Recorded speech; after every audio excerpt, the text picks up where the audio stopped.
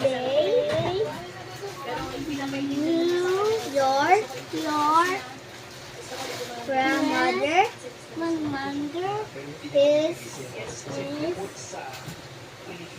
sick. He requested to take us to take care of her. Good job. English. Okay. In English. Me first, Aaron. Me first. English. Me first at Tagalog. Ang sabi ng ama ay matatagalan. Kuya, let's speak English. English.